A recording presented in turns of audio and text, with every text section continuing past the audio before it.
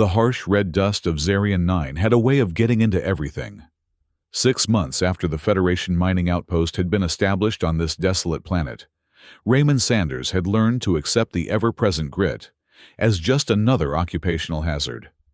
As the outpost's lead engineer, he had designed systems to filter the fine crimson particles from the air recyclers and seal the delicate equipment from the abrasive environment. But keeping the dust out of his personal quarters remained a losing battle. Ray wiped a hand across his stubbled jaw as he made his way through the narrow corridors of the mining complex toward the settlement's lone watering hole. The miners had christened it the Purple Haze, a nod to both the planet's violet-tinged sunsets and the mind-altering properties of the establishment's signature drinks. After 18 straight hours of repairs to the Eastern Quadrant's oxygen scrubbers, Ray figured he'd earned himself a shot of real Earth whiskey, Federation rations be damned.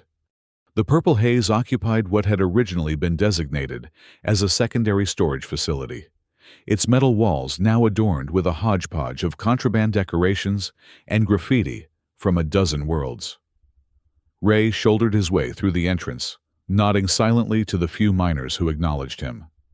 He preferred to keep a low profile, especially in a place like this where tempers ran as hot as the planet's twin suns. "The usual Sanders," grunted Mech, the four-armed Centaurian bartender. Ray nodded, sliding onto a stool at the far end of the bar. From this vantage point, he could observe the entire room while keeping his back to the wall. 6 months on Zarian 9 had taught him that survival depended on situational awareness as much as technical skill. His quiet evening was interrupted when the bar's atmosphere suddenly shifted. The usual cacophony of drunken laughter and arguments faded as 3 hooded figures entered, flanking a tall, imperious alien with gleaming silver skin. Ray recognized him as Lord Verrill, one of the native Zarian nobles, who occasionally deigned to visit the Federation outpost, usually to negotiate mineral rights or air grievances about human encroachment. Tonight, however, the noble appeared far from his usual dignified self. He staggered slightly, his silver skin flushed with an iridescent blue that Ray knew indicated intoxication in the Zarian species. Behind him, the 3 hooded figures moved with the fluid grace characteristic of Zarian females. "Another," Lord Verrill demanded, slamming a glittering crystal onto the bar with enough force to make the surrounding glasses rattle. "Your finest earth spirits." Mick shot a wary glance toward Ray before addressing the nobleman. "My lord, you've already consumed our rarest stock. Perhaps—" "Do you question me?" Lesser being, Verrill's voice rose to a dangerous pitch. "I am High Lord of House Maul. My bloodline traces back to the First Landing." Ray hunched lower over his drink, hoping to avoid notice. The last thing he needed was to get caught in the crossfire of Zarian politics. The nobles of this planet played by rules he barely understood, with consequences he had no desire to experience. "Of course not, my lord," Mick placated, reaching beneath the counter to produce a dusty bottle with an Earth label.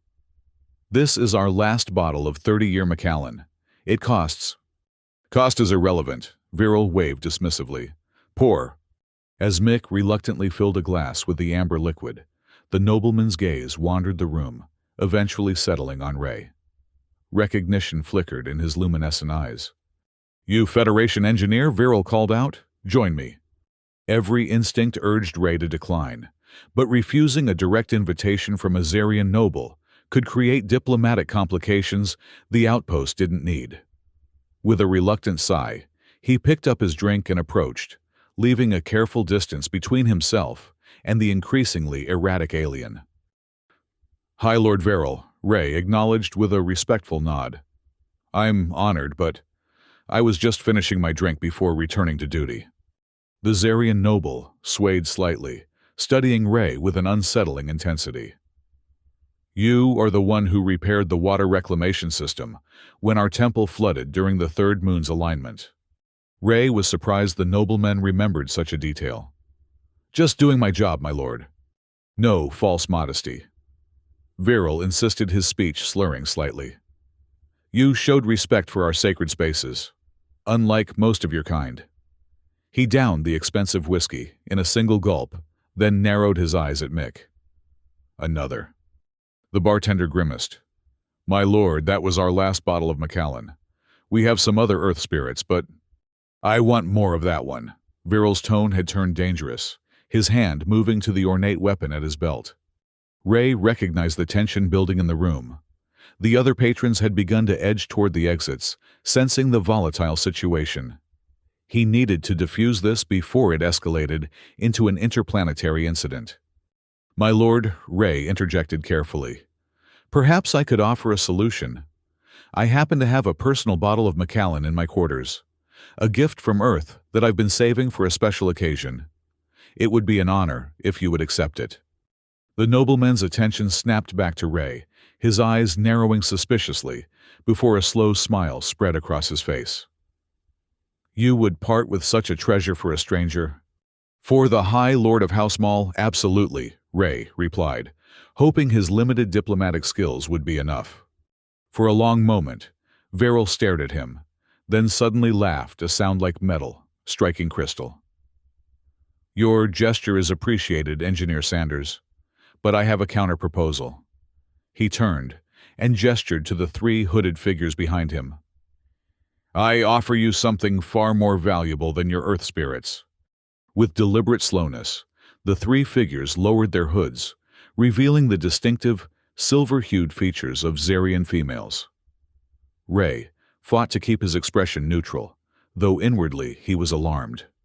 The females appeared young by Zarian standards, perhaps barely of age, their skin still carrying the pearlescent sheen of youth. My daughters, Viral announced with dramatic flair, gesturing to each in turn. Ariel, my warrior. Layla, my scholar. Shia, my diplomat. They are yours. A stunned silence fell over the bar. Ray struggled to process what he was hearing. My lord, he said carefully, I think there's been a misunderstanding. I couldn't possibly... You refuse my gift. Viral's hand returned to his weapon, his face flushing a deeper blue. Before Ray could respond, an older Zarian pushed through the crowd, his elaborate robes marking him as a member of the planet's ruling council. High Lord Viral, the elder, said in a measured tone, you speak words of binding while under the influence of foreign substances. The council cannot recognize such declarations. Viral whirled on the newcomer, nearly losing his balance. Elder Sexmora, you dare interrupt my negotiations. I dare to prevent the dishonor of Housemall, the elder replied calmly. These are your daughters, not trade goods. They are mine to bestow as I see fit, Viral roared. And I have decided this human is worthy of my bloodline's protection. Ray looked from one alien to the other, increasingly uncomfortable with being the center of this conflict. Perhaps I should leave you to discuss this privately, he suggested, taking a step back. Stay, both Zarian males commanded simultaneously. Elder Sexmora studied Ray with ancient knowing eyes. Do you understand what has been offered to you, Federation citizen? Not entirely, Ray admitted, glancing at the three silent females, who stood with perfect stillness, their expressions unreadable. The High Lord has in his impaired state offered you a guardianship contract over his daughters. The elder explained, choosing his words carefully. Such arrangements are binding under Zarian law, particularly when witnessed by a council member. I didn't agree to anything, Ray protested. Your offer of your prized beverage was accepted as the opening of contract negotiations, Sexmora said. By Zarian legal tradition that constitutes preliminary acceptance. Ray looked to the three daughters expecting outrage or distress, but their faces remained impassive, though he thought he detected a flash of something resignation hope in the eyes of the middle one, Layla. This is ridiculous, Ray said.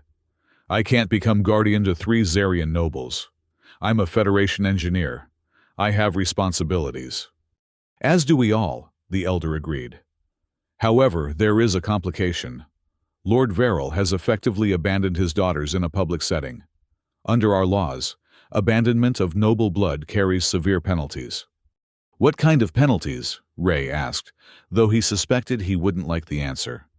Death, Viral said bluntly, seeming suddenly more sober. For me and for them. Ray stared in disbelief. That's barbaric. It is our way, Sex Mora stated with finality. The blood seal of noble houses must be protected. If you refuse guardianship, Lord Veryl's disgrace becomes complete. He and his daughters will face execution at the next full alignment of our moons. The enormity of the situation hit Ray like a physical blow. You can't be serious. Zarian law is absolute in matters of bloodline, the elder continued. However, if you accept guardianship, the blood seal is transferred to your protection. The dishonor is erased. And what exactly does this guardianship entail? Ray asked cautiously. You would be responsible for their safety education and eventual marriage contracts, Sex Mora explained. They would reside with you until such time as suitable arrangements could be made. Ray looked again at the three young females. Despite their composed exteriors, he could now see fear in their eyes, not of him, but of their father and the elder, of their own laws that would condemn them to death for their father's drunken behavior. This is insane, Ray muttered. There must be another solution. There is not, Viryl said flatly. Accept human or their blood is on your hands. The weight of responsibility descended on Ray's shoulders like a physical burden. He had come to Zarian 9 to escape complications, to lose himself in work and solitude. Now, he was being asked to become responsible for 3 lives, 3 alien lives, with all the cultural and personal complexities that would entail. I need time to think, he began. There is no time, Elder Sex Mora interrupted. The contract must be sealed now with witnesses or it becomes void. Ray looked at the 3 sisters again. The eldest, Ariel, met his gaze with proud defiance. The middle one, Layla, regarded him with intelligent curiosity. The youngest, Shia, offered a barely perceptible nod, as if encouraging him. He was trapped and they all knew it. He couldn't condemn 3 innocent beings to death because of their father's foolishness and their society's rigid traditions. Fine, Ray finally said, the word falling from his lips like a stone. I accept guardianship. A collective exhalation of relief swept through the bar. Elder Sex Mora produced an ornate crystal tablet from within his robes and held it out to Ray. Place your hand here next to Lord Veryl's mark. Ray hesitated only briefly before pressing his palm to the cool surface. A sharp pain lanced through his hand as the crystal drew blood, absorbing it into elaborate patterns that glowed with an eerie silver light. It is done, the elder announced. The blood seal of House Maul is now under the protection of Raymond Sanders of Earth. Viryl swayed on his feet, the blue flush fading from his silver skin. Treat them well, human, he said, his voice suddenly weary. They were my greatest treasures. Without another word, he turned and staggered from the bar, leaving his daughters behind without a backward glance. Elder Sex Mora fixed Ray with a penetrating stare. The Federation outpost has been informed of the change in status for these females. You will find appropriate accommodations have been arranged. I recommend discretion in this matter. Not all Zarian houses will welcome this unusual arrangement. With that cryptic warning, the elder departed, leaving Ray alone with his 3 new wards. For a long moment, no one spoke. The other patrons of the bar stared openly until Mick loudly announced that the next round was on the house, effectively breaking the tension. I guess we should talk, Ray suggested awkwardly to the 3 sisters. Ariel, the eldest, straightened to her full height, which put her nearly a head taller than Ray. We do not require conversation. We require shelter. Right, Ray muttered, straight to practical matters. Layla stepped forward. What my sister means to say is that we appreciate your intervention, Engineer Sanders. Our current situation is unprecedented, and we would prefer to discuss it in private. Of course, Ray agreed, relief flooding through him at the sound of her reasonable tone. Let me just settle my tab. No need, Mick called from behind the bar. Your credits are no good tonight, Sanders. Not after that spectacle. The bartender's forearms gestured expressively. Besides, I think you're going to need every credit you've got now. Ray grimaced, then turned back to the sisters. Follow me, I guess. As he led them through the now silent bar toward the exit, Ray couldn't help feeling that his life had just been irrevocably altered. 6 months of carefully maintaining a low profile of avoiding entanglements and responsibilities beyond his technical duties had been obliterated in the space of 15 minutes. The four of them stepped out into the Zarian night, the planet's 3 moons casting overlapping shadows that danced across the red landscape like spectral figures. Ray thought he detected movement at the edge of the settlement, but dismissed it as paranoia. My quarters aren't exactly designed for 4 people, he apologized as they walked. But I'm sure we can... The council has reassigned you to the diplomatic wing, interrupted Shia, speaking for the first time. Her voice was surprisingly melodic. Elder Sex Mora made the arrangements while Father was... negotiating. Ray stopped short, turning to face them. Wait, this whole thing was planned. The 3 sisters exchanged glances, some unspoken communication passing between them. Not exactly planned, Layla clarified, but anticipated. Our father's condition has been deteriorating for some time. He's been drinking himself into oblivion for months, Ariel said bluntly, ever since our mother was killed in the clan wars. I'm sorry, Ray said automatically, though the complexity of Zarian politics and family structures remained largely a mystery to him. Your sympathy is unnecessary, Ariel replied coldly. What's done is done. Shia placed a restraining hand on her sister's arm. What Ariel means is that we must focus on the present situation. House Maul's enemies will not hesitate to exploit this weakness. Enemies!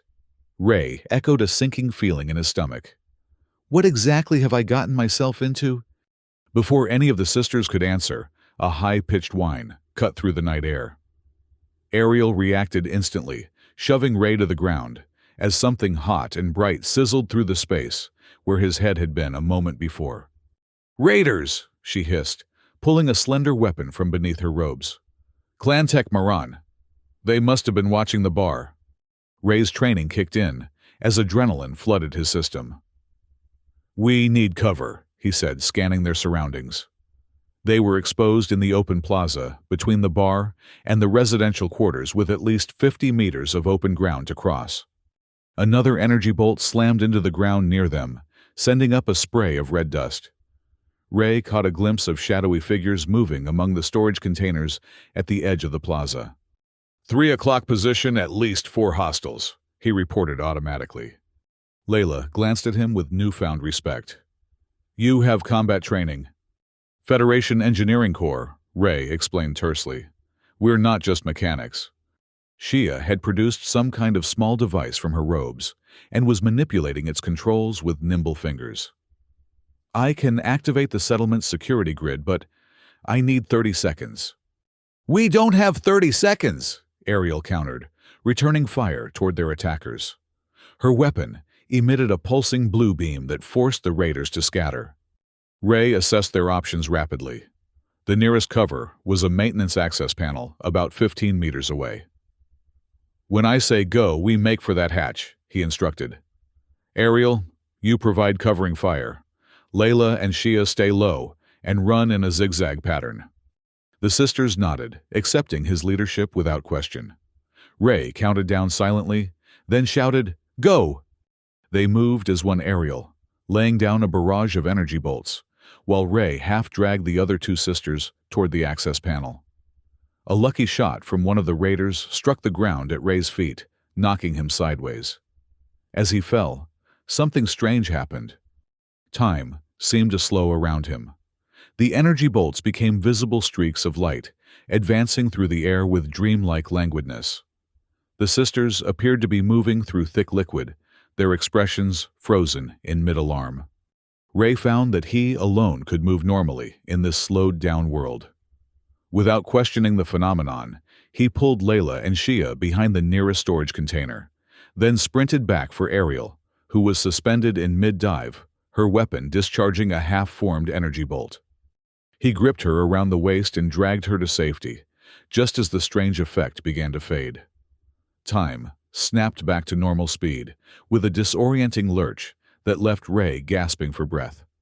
What? How did you... Ariel stared at him in shock. I don't know, Ray admitted, his heart hammering against his ribs.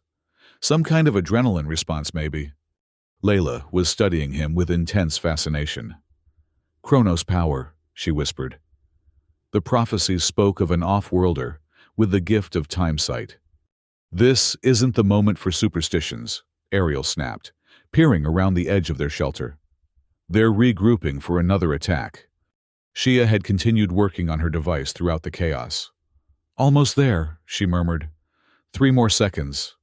A massive raider suddenly appeared at the end of their row of containers, a heavy weapon braced against his shoulder. Ray reacted instinctively, pushing the sisters behind him and raising his hand as if that alone could stop the imminent attack. To everyone's astonishment, a ripple of distortion emanated from Ray's outstretched palm. The raider froze mid-step, his weapon powering down as his movement slowed to an imperceptible crawl. Now, Shia cried, activating her device. A shimmering energy field sprang into existence around them, enclosing the entire plaza in a protective dome. Alarms began to sound throughout the settlement, and seconds later, Federation security forces poured into the area, weapons drawn. The time distortion around the raider faded, leaving him vulnerable to the arriving security team, who quickly subdued him and his companions. Ray slumped against the container, suddenly exhausted beyond measure. Would someone mind explaining what just happened? He asked weakly. The 3 sisters exchanged another of their meaningful glances before Layla spoke. It appears our father's drunken rambling about the Grey Star prophecy wasn't entirely without merit. The what now? Ray wasn't in the mood for cryptic statements. A Zarian prophecy. Shia explained, that speaks of an off-worlder with the ability to bend time who would revive the fortunes of a fallen house. Grey Star is just a myth, Ariel insisted, though, with less conviction than before. Stories to comfort children. Layla knelt beside Ray, studying him with scholarly intensity. The signs are unmistakable. The time sight appeared when House Mall was threatened. The blood seal has recognized your power engineer Sanders. Ray rubbed his temples where a pounding headache was beginning to form. Look, I'm just a regular human with some specialized training. There's got to be a logical explanation for what happened. Perhaps, Layla conceded. But logic and prophecy are not mutually exclusive on Zarian 9. Federation security officers approached, led by Commander Halsey, the outpost's chief of operations. Sanders, she called her expression, a mixture of concern and exasperation. Care to explain why you're in the middle of a firefight with 3 Zarian nobles under your protection? It's a long story, Commander, Ray sighed. It always is with you, isn't it? Halsey muttered. Report to my office at 800 hours, and get your charges settled in the meantime. As the security team led away, the captured raiders, Ray turned back to the 3 sisters. I think we all need some rest. It's been a hell of a night. Ariel nodded stiffly. Agreed. We can discuss strategy in the morning. Strategy, Ray echoed. Of course, Shia said as if it were obvious. Clantech Maran will not stop with one failed attempt. This attack was merely a test of our defenses. Wonderful, Ray groaned. So I'm not just responsible for 3 alien noblewomen, I'm also the target of a clan vendetta. Welcome to Zarian politics, Layla said with a small smile. At least it's never boring. The diplomatic quarters that had been hastily reassigned to Ray were located in the most secure section of the outpost adjacent to the Federation administrative offices. The spacious apartment was clearly designed for dignitaries rather than a humble engineer, with separate sleeping chambers, a common area for entertaining, and even a small garden space where Zarian plant life had been cultivated under carefully controlled conditions. Ray surveyed the luxurious accommodations with a mixture of appreciation and dismay. This is going to raise some eyebrows among my engineering team, he muttered. Your status has changed, Shia pointed out practically. As guardian of House Mall, you are now effectively a Zarian nobleman. That's not how Federation hierarchy works, Ray explained. I'm still just an engineer with the same rank and pay grade. Perhaps, Layla said thoughtfully, but the Federation-Zarian treaties specify that local honorary titles must be recognized for diplomatic purposes. Great, Ray sighed. More complications. Ariel had been methodically inspecting the apartment, checking access points and security measures with professional thoroughness. The defenses are adequate, she announced, though I will implement additional protocols before we rest. Ray dropped onto one of the low, angular couches that Zarians favored. I think we need to establish some ground rules here. First, I need to understand exactly what my responsibilities are as your guardian. The three sisters arranged themselves on the seating opposite him, their postures formal and attentive. By Zarian law, Layla began naturally assuming the role of educator. A guardian is responsible for the physical well-being, social standing, and appropriate marriage arrangements of their wards. Marriage arrangements, Ray choked. I'm not arranging marriages for anyone. It is merely the traditional formulation, Shia assured him. In practice, given our unique circumstances, the Council will likely interpret the requirements loosely. Second question. Ray continued trying to stay focused. What exactly was that attack about? Why would these Tech Moran people want to harm you? The sisters exchanged glances again before Ariel answered. Clan Tech Moran and House Maul have been rivals since the time of divisions. Our territories border each other, and we control access to key mineral deposits that they covet. So this is about mining rights? Ray asked, feeling slightly more comfortable with such a practical explanation. Partially, Layla clarified. But it's also about bloodlines. House Maul's lineage traces back to the first landing, making us one of the ancient houses. Clan Tech Moran is a relatively recent faction formed during the second colonization wave. They resent our status, Shia added. And with our father's decline, they see an opportunity to eliminate House Maul entirely. By killing 3 innocent women, Ray was appalled. Zarian politics can be unforgiving, Layla said diplomatically. Barbaric is what it is, Ray muttered. Okay, third question. What was that time-slowing thing that happened during the attack? The three sisters looked at each other uncertainly. We were hoping you might explain that, Layla finally said. It appeared to be some form of chronometric manipulation, but nothing in Federation records indicates humans possess such abilities. Because we don't, Ray insisted. At least not that I'm aware of. The blood seal may have activated dormant potential, Shia suggested. The binding ceremony sometimes reveals hidden affinities. Ray glanced down at his palm, where a faint, silver pattern had appeared when he'd placed his hand on the crystal tablet. The mark had faded somewhat but remained visible, tracing an intricate design across his skin. So this seal gave me time powers, he asked skeptically. Not exactly, Layla corrected. The seal cannot create abilities, only recognize and enhance what already exists within the bloodline. But I'm human. I don't have Zarian blood. Perhaps the compatibility was unexpected, Layla admitted. But the evidence of your abilities is undeniable. The time site manifested when we were in danger, suggesting a protective bond has indeed formed. Ray shook his head in disbelief. This is all just a bit much to process in one night. We understand, Shia said softly. Believe me, this is not how we expected our evening to unfold either. For the first time, Ray truly looked at the three sisters as individuals, rather than as abstract responsibilities. Ariel, the eldest, carried herself with the rigid posture of a soldier, her silver features sharp and assessing. Layla, the scholar, had a thoughtful gentleness to her expression, her eyes constantly observing and analyzing. Shia, the youngest, possessed a certain graceful poise that suggested diplomatic training, her movements measured and deliberate.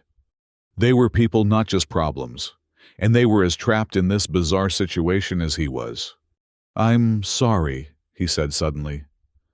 This must be even harder for you, being abandoned by your father, forced into the protection of a stranger, attacked by your enemies. It's a lot to deal with.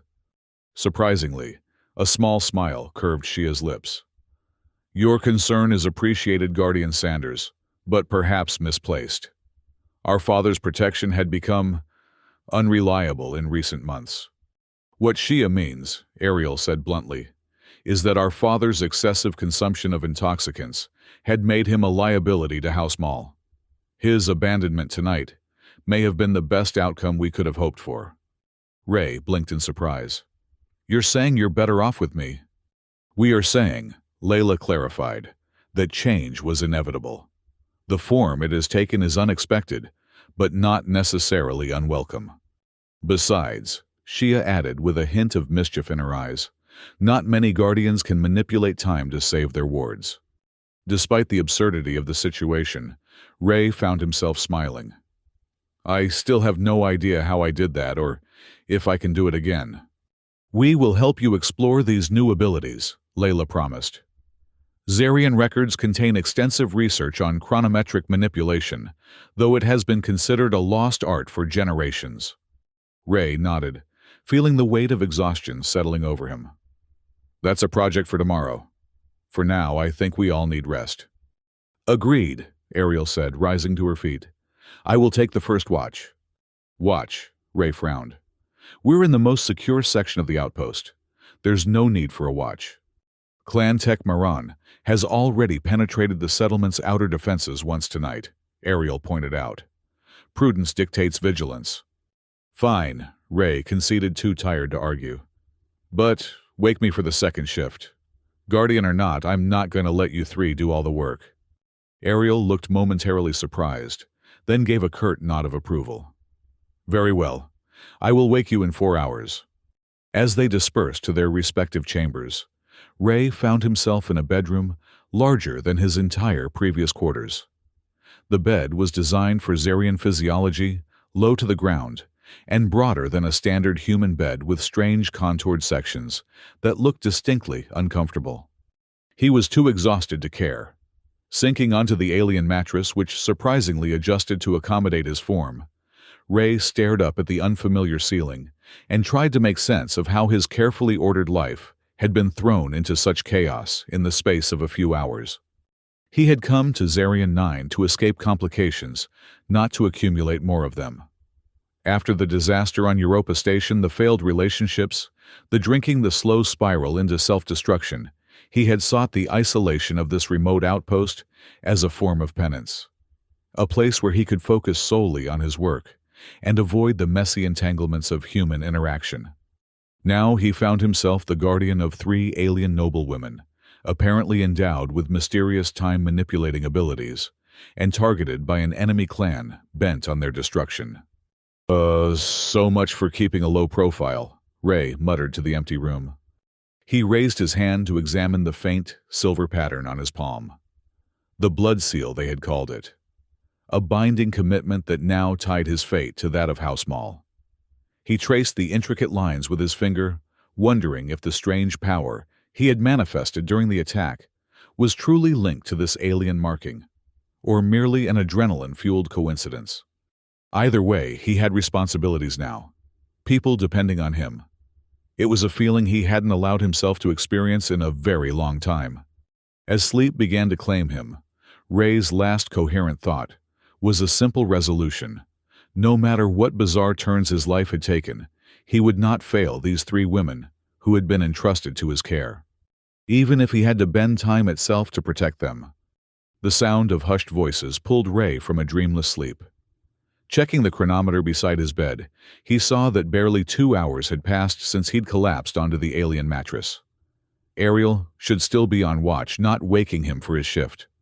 Moving silently, Ray slipped from the bed and made his way to the door, listening intently to the conversation taking place in the common area. Cannot rely on the human, Ariel was saying, her tone dismissive. The time site was likely a fluke, a temporary resonance with the blood seal. You saw what he did, Layla countered. No fluke could have moved us all to safety in that fraction of a second. One incident is not proof of the prophecy, Ariel insisted. And even if he does possess some chronometric ability, that doesn't make him the Gray Star. The signs align, Shia's softer voice interjected. The off-worlder, the time site, the rescue of House Mall in its darkest hour. We are hardly rescued, Ariel scoffed. We are now bound to a human who knows nothing of our ways. Our responsibilities are enemies. How Small may have survived tonight, but for how long? Ray pushed the door open, deciding it was better to address these concerns directly. The three sisters fell silent as he entered their expressions, ranging from Shia's embarrassment to Ariel's defiance. "You're right," Ray said calmly, addressing Ariel. "I don't know much about your ways or your enemies, but I'm a quick study and I take my responsibilities seriously." Ariel rose to her full height, clearly unrepentant about her comments. "Fine words, human, but How Small requires more than good intentions. We need a guardian who understands the intricacies of Zarian politics, the historical contexts of our clan conflicts." "Then teach me," Ray said simply. "I'm an engineer. My job is to understand complex systems and find solutions to problems. Zarian politics can't be more complicated than quantum field harmonics." Layla's eyes widened slightly.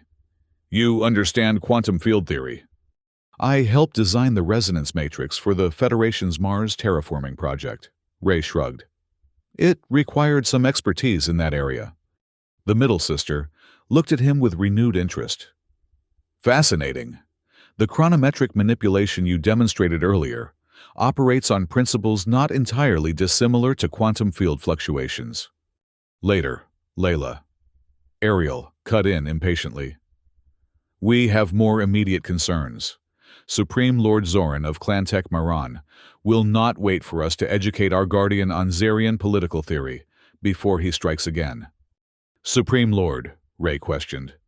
"I thought your father was a High Lord. What's the difference?" Matter of lineage and recognition," Shia explained. "High Lords must trace their ancestry to the First Landing.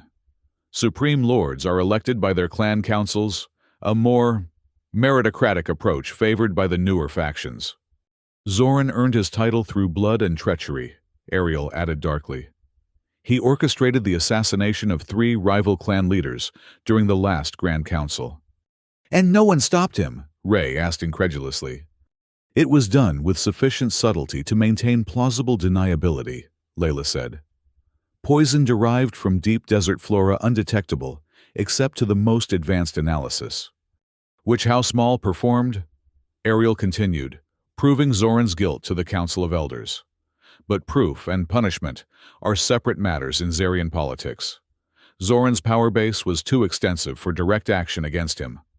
So instead he's harbored a grudge against your house," Ray concluded. "And now with your father's issues, he sees an opportunity for revenge." "Precisely," Shia nodded. "The attack tonight was merely testing our vulnerabilities.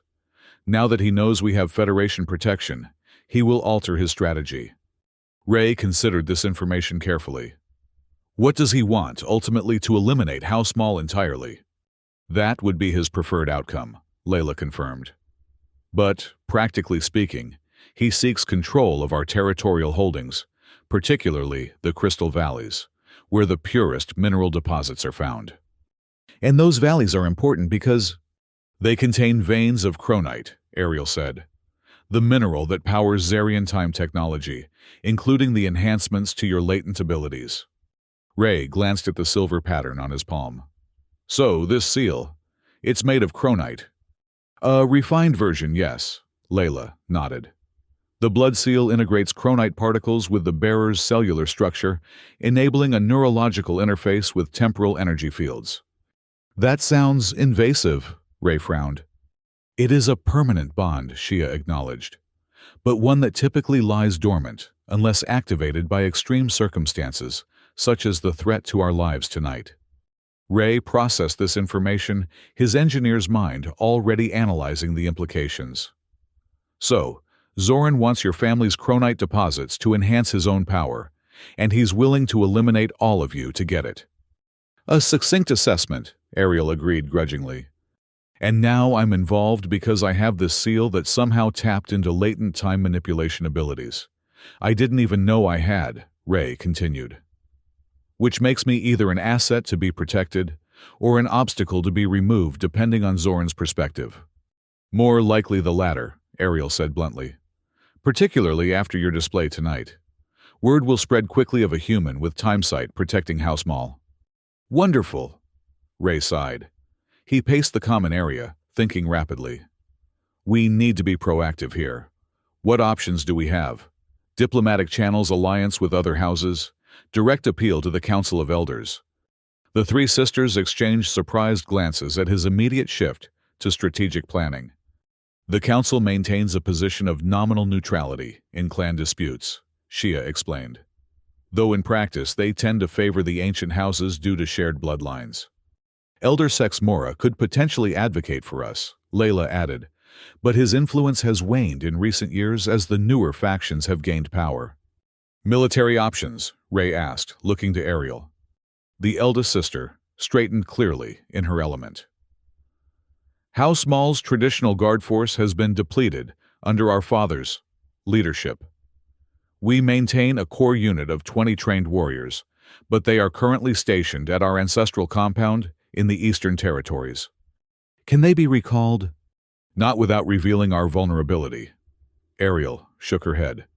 The journey would take them across Clan Tech Maran territory, making them easy targets for ambush. Ray nodded, absorbing the information. What about the Federation? We have security forces here at the outpost.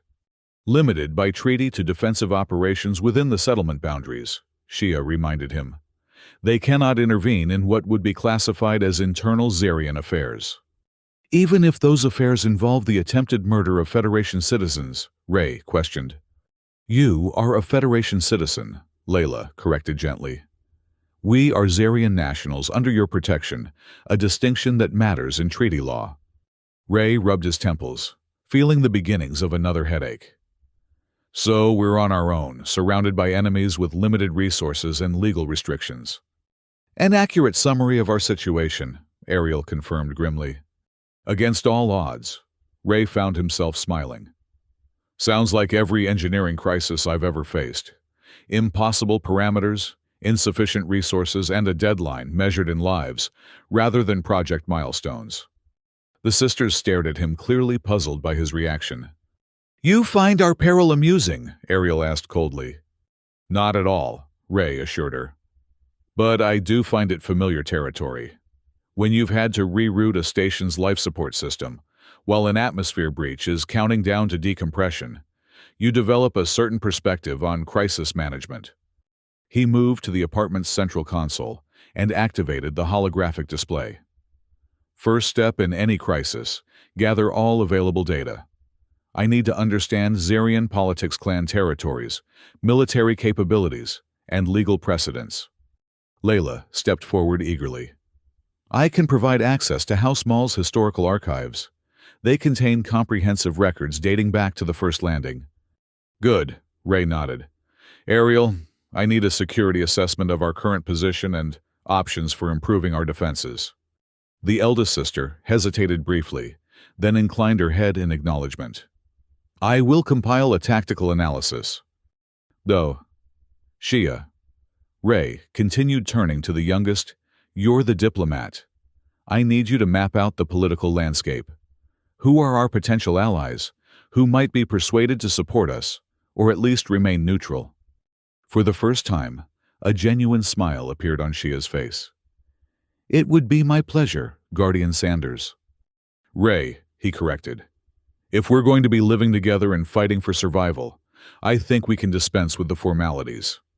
Ray Shia repeated, testing the name. A curious designation. In our language it would translate roughly to light path. Appropriate for one who might be the Gray Star, Layla observed thoughtfully. Ariel rolled her eyes, but refrained from further comment on the prophecy. Let's focus on practical matters for now, Ray suggested diplomatically. The immediate priority is security. Ariel, what can we do to harden our defenses here? The eldest sister activated a section of the holographic display, bringing up a schematic of the diplomatic quarters and surrounding areas. The apartment itself has basic security measures, reinforced walls, shielded access points, emergency protocols. But there are vulnerabilities, particularly in the environmental systems. She highlighted several sections of the schematic. Air recycling conduits, water purification access panels, waste management channels. all potential entry points for a determined infiltrator.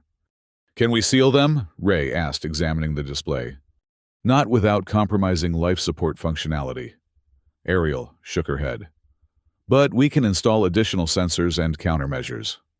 "I have some ideas about that," Ray said, his engineering mind already formulating solutions. "With some modifications to the standard security grid, we could create a detection system sensitive enough to register even cloaked intruders." "You can do that?" Ariel asked skeptically. "It's a variation on a system I designed for deep space mining operations," Ray explained. "Microscopic pressure and temperature fluctuations create detectable patterns, even when visual and other conventional sensors are compromised." Layla was studying him with increasing fascination. "Your technical expertise exceeds what one would expect from a standard Federation engineer." Ray shrugged uncomfortably. "I've had a varied career.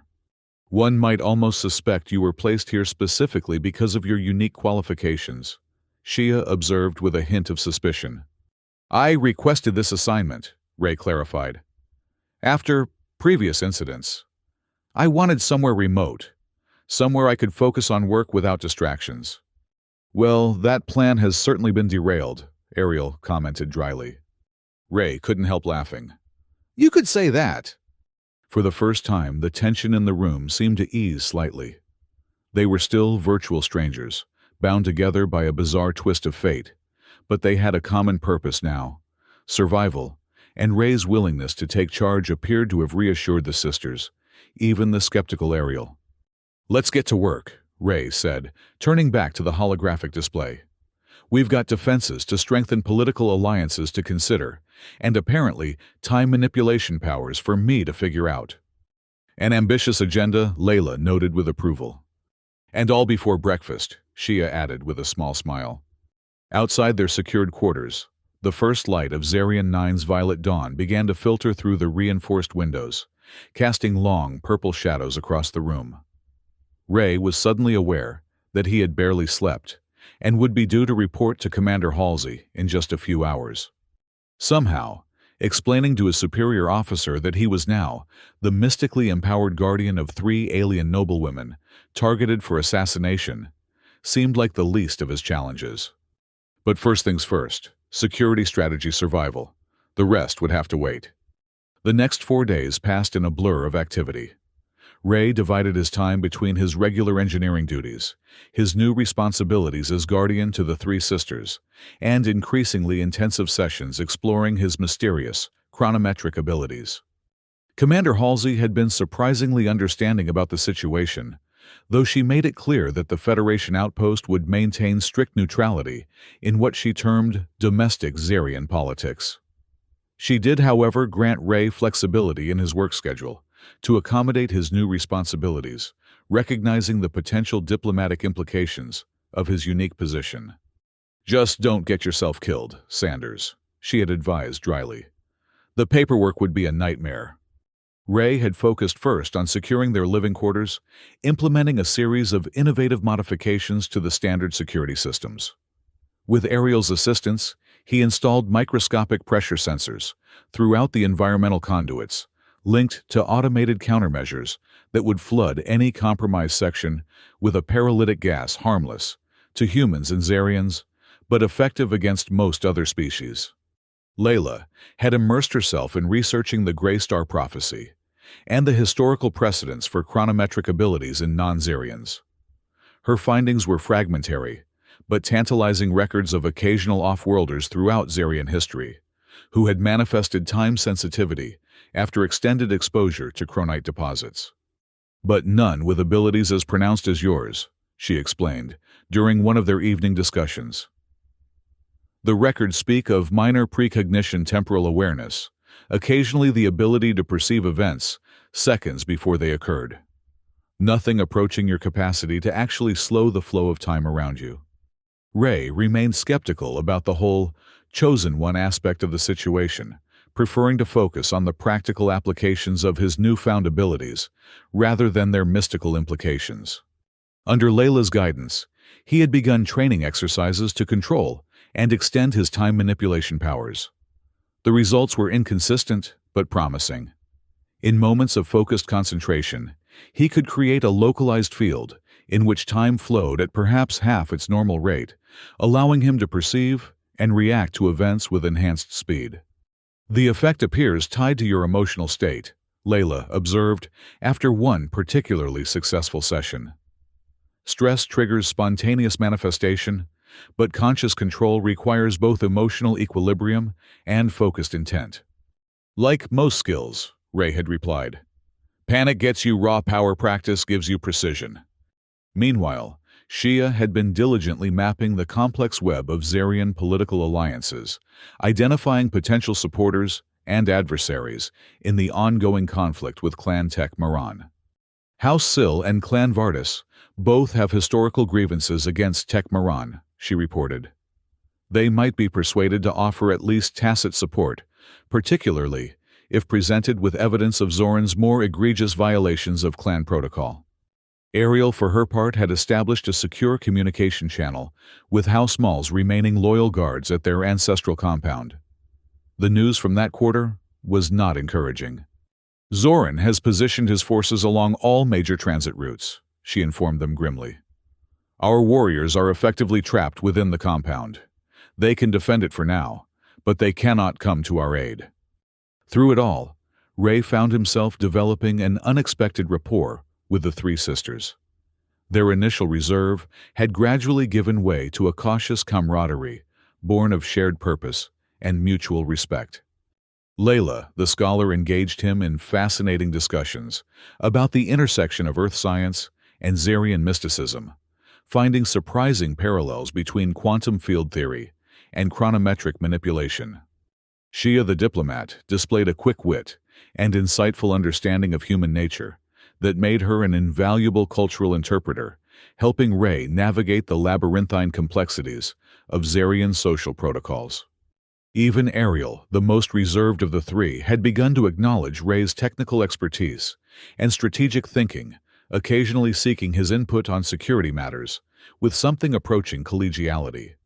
Life settled into a tense but manageable routine, until the morning a formal communication arrived from the Council of Elders. Ray was in the midst of a chronometric practice session with Layla when Shia entered the training room, her expression unusually grave. Elder Sex Mora has summoned us to appear before the full council, she announced without preamble. Supreme Lord Zoran has invoked the right of Fire Circle. Ariel, who had been observing the training from the doorway, stiffened visibly. When? 3 days hence at the Grand Alignment of the Moons, Shia replied.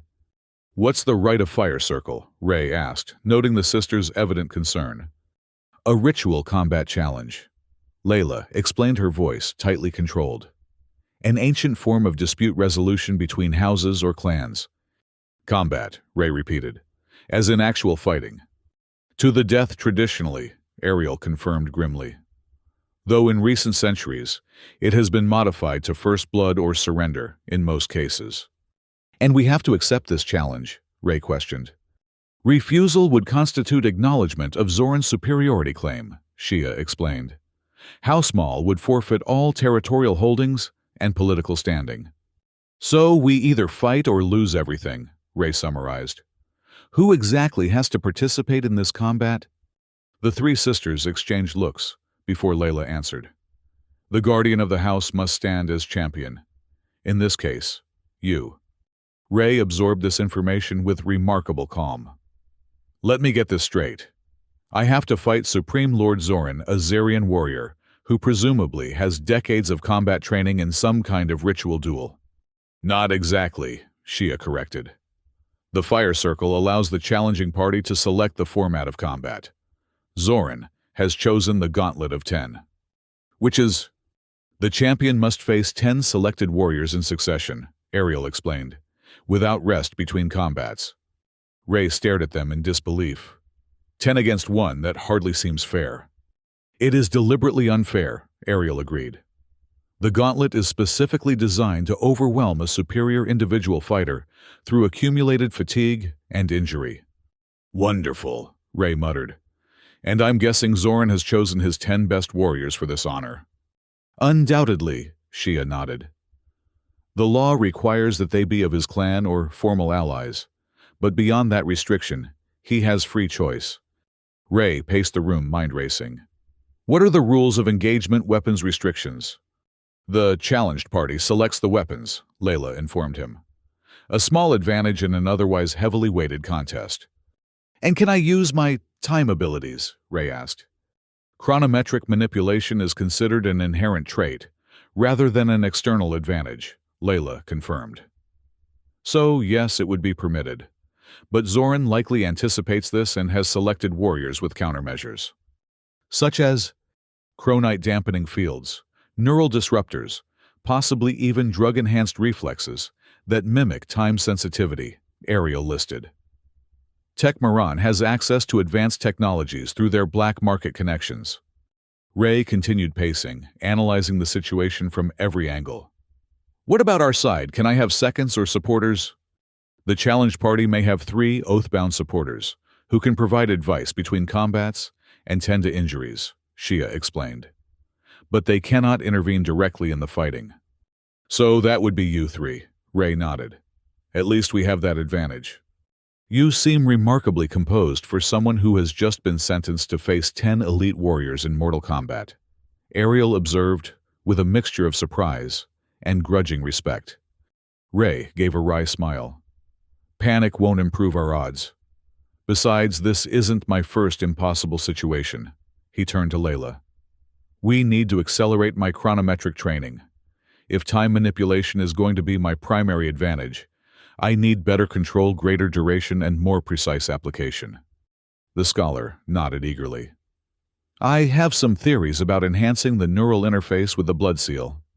With your permission, we could attempt a more advanced integration protocol. Whatever it takes, Ray agreed. Ariel, I'll need combat training as well.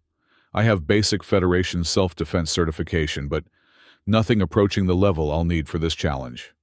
The eldest sister straightened, a predatory gleam entering her eyes. Zarian combat techniques differ significantly from human methods, but with your time sight, you might be able to adapt quickly. And I will prepare our legal and political position, Shia added. There are certain ceremonial aspects to the fire circle that can be leveraged to our advantage if properly observed. For a moment, the 4 of them stood in a circle, united by purpose, and the growing bonds of trust that had formed over the past days. Despite the dire circumstances, Ray felt an unexpected surge of optimism. They were no longer strangers, thrust together by a drunken noble's whim, but a team each bringing unique skills and perspectives to their shared challenge. 3 days, Ray said firmly. 3 days to prepare for a fight that will determine the future of House Mall. Let's make them count. The training regime that Ariel devised was brutally effective.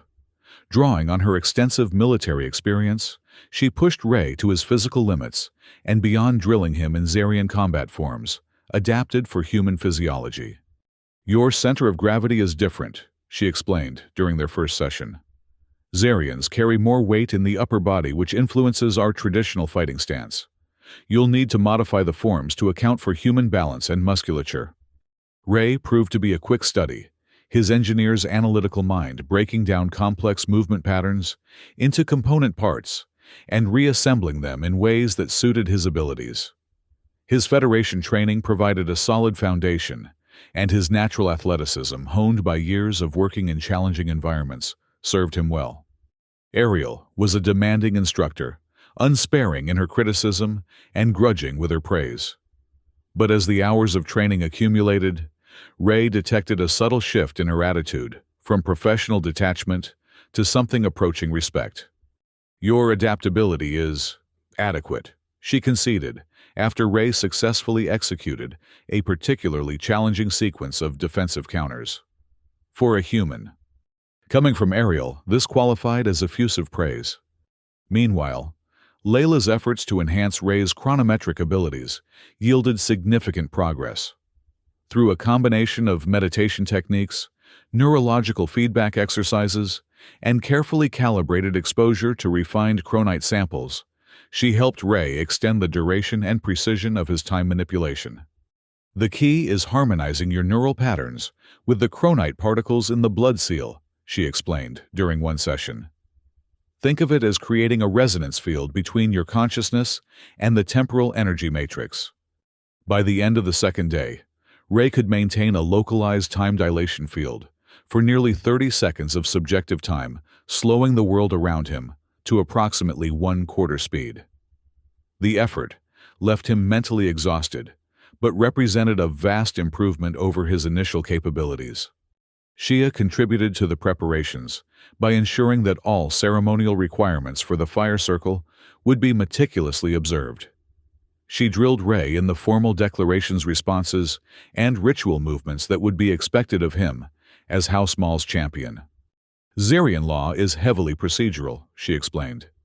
A technical violation of protocol could be as damaging as a defeat in combat. Throughout these intensive preparations, Ray found himself increasingly drawn to Layla's quiet strength and intellectual passion. Their training sessions often extended into long discussions that ranged far beyond chronometric theory, touching on philosophy, comparative cultural evolution, and personal experiences.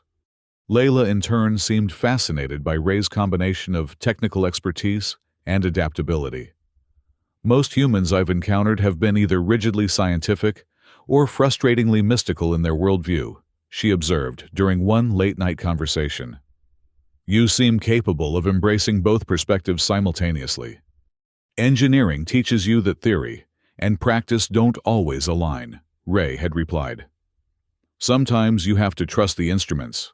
Sometimes you have to trust your instincts.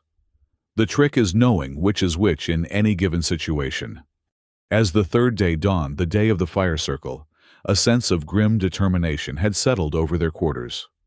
Ray had done everything possible to prepare, pushing his body and mind to their limits. Whether it would be enough remained to be seen. The ceremonial arena for the fire circle was located in the ancient section of the Zarian capital, a half-hour's journey from the Federation outpost by hover transport. As their vehicle approached the massive stone amphitheater, Ray could see thousands of Zarians gathering in the surrounding plaza, their silver skin gleaming in the light of the three moons, rising in perfect alignment overhead. Quite the turnout, he observed, maintaining a calm exterior, despite the nervous energy coursing through him. The fire circle is rare in modern times, Shia explained, adjusting her formal robes. And a challenge involving an off-worlder champion is unprecedented. Every clan and house will have representatives present. The sisters were dressed in the traditional ceremonial attire of House Maul, flowing robes of deep crimson, embroidered with silver patterns, that Ray now recognized as stylized representations of the blood seal. As guardian and champion, Ray wore a similar garment adapted for human proportions, the silver mark on his palm visibly matching the patterns on his robes. Remember, Ariel instructed, as they prepared to disembark, conserve your energy in the early bouts. Zoran will have arranged the warriors in ascending order of skill, saving the most dangerous for last when you are already weakened. Focus on defensive techniques until you can assess each opponent's capabilities, Layla added. And be judicious with your chronometric abilities. Each use will drain your mental reserves. And maintain absolute protocol adherence, Shia reminded him. Do not speak except for the formal declarations, do not acknowledge the audience, and do not show emotion regardless of provocation. Ray nodded, absorbing their final advice. Anything else? The three sisters exchanged glances before Layla spoke for them all. Remember that you fight not just for House Maul, but for all of us. Whatever happens today, you have already honored your guardianship beyond any reasonable expectation. Touched by this acknowledgement, Ray could only nod again, words temporarily failing him. Their transport settled onto the designated landing pad, and a contingent of ceremonial guards approached to escort them into the amphitheater. The guards wore the neutral white of the Council of Elders, rather than clan colors, signifying their role as impartial overseers of the ritual combat. The interior of the amphitheater was even more imposing than its exterior. Concentric rings of stone seating surrounded a circular arena, perhaps 30 meters in diameter. In the center of the arena burned a ring of silver-blue flames, the fire circle itself a meter high and forming a perfect boundary, 15 meters across. The audience, comprising thousands of Zarians from every clan and house, maintained a disciplined silence as Rey and the sisters were led to their designated position on one side of the arena. Opposite them, across the circle of flames, stood a larger contingent wearing the metallic green of Clan Tech Maran. At their center stood a towering Zarian male, whose silver skin bore the distinctive blue-green markings of Supreme Lord status. Zoran, of Clan Tech Marin, radiated confident authority, his posture and expression conveying absolute certainty in his impending victory. Elder Sex Mora and a panel of 6 other council members occupied an elevated platform overlooking the arena. As Rey and the sisters took their positions, the elder rose to address the assembly. "We gather under the grand alignment to witness the rite of Fire Circle, invoked by Supreme Lord Zoran of Clan Tech Maran against House Maul, now under the guardianship of the off-worlder Raymond Sanders of Earth." A murmur rippled through the audience at this formal acknowledgement of Rey's status. "The terms of challenge have been properly recorded," Sex Mora continued. "The Gauntlet of 10 has been selected as the trial form. House Maul has chosen unarmed combat as the weapons discipline. Let the challengers present themselves for inspection." From the Tech Maran contingent, 10 warriors stepped forward, arranging themselves in a line facing the council platform. Each wore the clan's ceremonial combat attire, form-fitting garments that left arms and legs free for unencumbered movement. Rey studied them carefully, noting their varying physiques and the subtle indicators of their fighting specialties. Some were heavily muscled, clearly relying on strength and power. Others were leaner, suggesting speed and agility as their primary attributes. All carried themselves with the confidence of experienced combatants. "Let the champion present himself for inspection," Elder Sex Mora commanded. Rey stepped forward, removing his ceremonial robe to reveal the simple black combat suit he had selected for the trial. As he approached the council platform, he could feel thousands of eyes upon him, assessing, judging, many likely dismissing him as an inferior specimen compared to the powerful Zarian warriors he would face. An council attendant approached with a sensor device, scanning Rey from head to toe. "No prohibited enhancements detected," the attendant reported. "The blood seal is confirmed as a legitimate bond." Elder Sex Mora nodded. "The inspections are complete. Let the circle be sealed." At his command, the ring of silver-blue flames rose higher, now reaching nearly 3 meters, and completely enclosing the combat area. The heat was intense, but not unbearable, creating a shimmering barrier between the arena and the audience. "Supreme Lord Zoran, present your first challenger," Sex Mora instructed. Zoran stepped forward, his voice carrying effortlessly through the vast amphitheater. "Clan Tech Maran offers Krell, Master of the Southern Dojo, as first challenger." A solidly built Zarian warrior entered the fire circle, moving with careful precision. He performed a series of ritual gestures, then assumed a combat stance, waiting for Rey to join him within the ring. Rey approached the circle of flames, pausing to receive final words from the sisters. "Krell favors low attacks," Ariel murmured. "Watch for sweeping techniques that target your legs." "His endurance is limited," Layla added. "If you can extend the bout, his effectiveness will diminish." "The formal challenge requires a response of, 'I stand for my house,'" Shia reminded him. "Nothing more, nothing less." Rey nodded, then stepped through the flames into the circle. He felt the heat pass over him like a wave, but the fire itself did not burn, a property of the special fuel mixture used in the ritual. Elder Sex Mora spoke again. "The first challenge is presented. Does the Guardian of House Maul accept?" "I stand for my house," Rey declared, the formal words coming easily after Shia's thorough coaching. "Then, let the first bout commence," the elder announced, bringing his ceremonial staff down with a resonant strike against the stone platform. Krell wasted no time, launching immediately into a series of aggressive attacks that forced Rey to give ground. The Zarian's technique was precise and powerful, each strike aimed with lethal intent. Drawing on Ariel's training, Rey focused on defensive movements, deflecting rather than blocking, using the Zarian's momentum against him when possible. He carefully conserved his chronometric abilities, knowing that greater challenges awaited. Krell's initial flurry of attacks began to slow as the bout approached the 2-minute mark, just as Layla had predicted. Seeing his opportunity, Ray shifted to a more offensive strategy, targeting the vulnerable points in Zarian physiology that Ariel had identified during their training sessions. A precisely timed strike to the junction of torso and upper limb, the Zarian equivalent of a pressure point, caused Krell to momentarily lose coordination in his right arm. Ray followed with a sweeping low kick that took the warrior's legs from under him, then delivered a knockout blow to the side of the head as Krell fell. The audience remained silent as the fallen warrior was removed from the circle. Ray returned to his side of the arena, breathing heavily, but otherwise uninjured. "Well done," Ariel said quietly. "But that was merely the beginning. Drink." She offered a container of electrolyte solution, specially formulated for human physiology. The second and third challengers proved more difficult than the first, each requiring Ray to dig deeper into his reserves of strength and skill. By the end of the third bout, he had sustained minor injuries to his ribs and left shoulder, though nothing that significantly impaired his fighting ability. "They're testing your adaptability," Layla observed during the brief respite before the fourth challenge. "Each warrior has used a distinctly different fighting style. Conserve your chronometric energy," Shia advised. "The true threats are yet to come." The fourth challenger entered the circle, a lean, whipcord-thin Zarian, whose movements had an unsettling fluidity.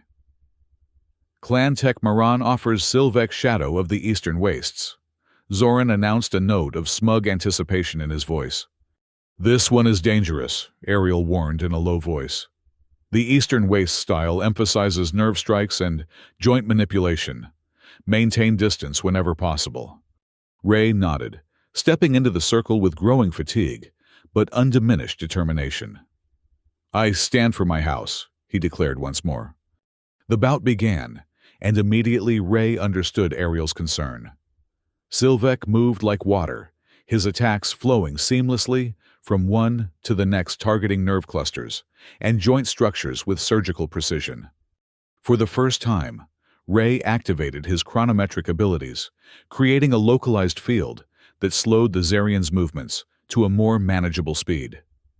Even with this advantage, Sylvek's attacks were devastatingly effective, each strike sending jolts of pain through Ray's nervous system. A particularly vicious blow to Ray's already injured shoulder sent him staggering backward, momentarily disoriented. Sylvek pressed his advantage, moving in for what would surely be a finishing combination. In that moment of crisis, Ray's chronometric field suddenly expanded, enveloping the entire fire circle in a bubble of slowed time. The silver-blue flames seemed almost frozen, their flickering movement reduced to an imperceptible crawl. Sylvek's approach slowed to a dreamlike drift, giving Ray ample time to analyze and counter.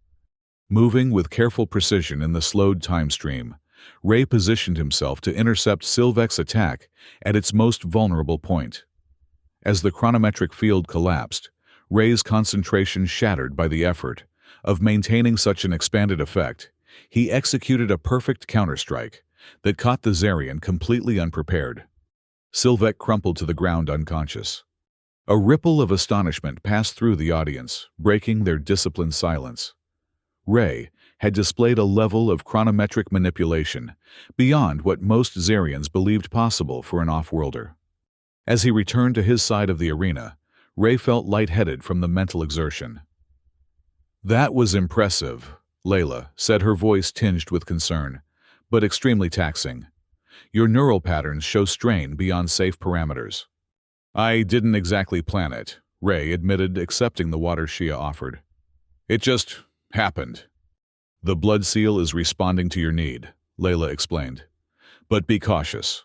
Such expansive manipulation could cause permanent damage to your neural pathways." The fifth, sixth, and seventh challengers tested Ray's endurance to its limits. Each bout lasted longer than the previous one, and each opponent seemed specifically chosen to exploit his growing fatigue and accumulating injuries. By the end of the seventh bout, Ray was bleeding from a cut above his eye, favoring his left leg, and breathing in painful gasps that suggested at least one cracked rib.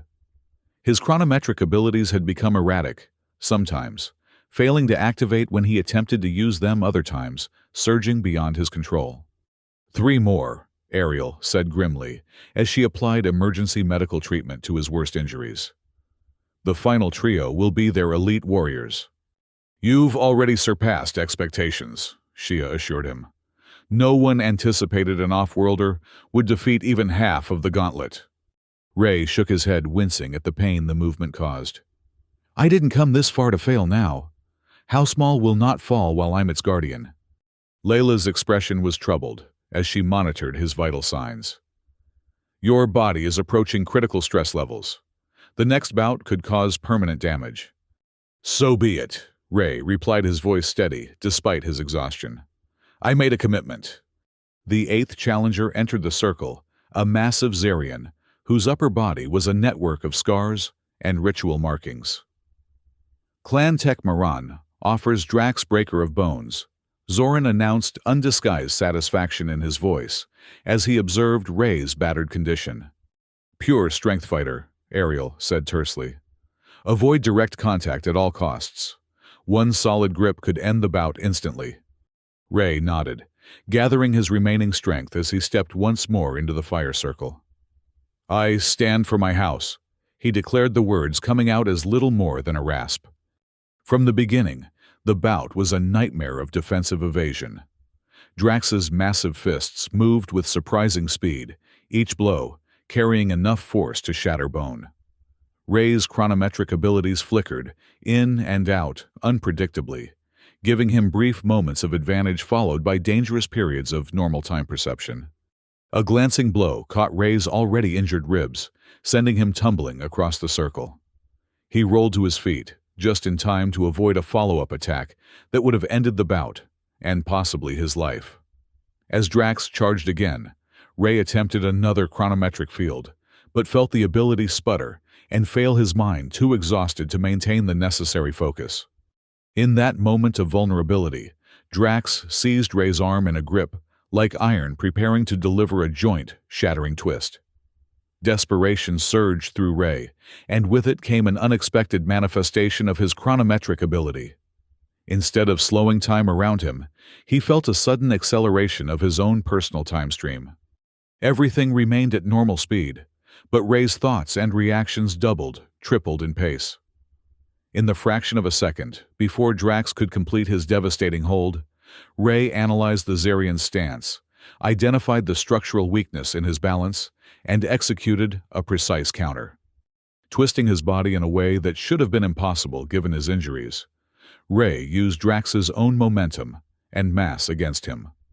The massive warrior, unprepared for this sudden reversal, lost his grip and stumbled forward.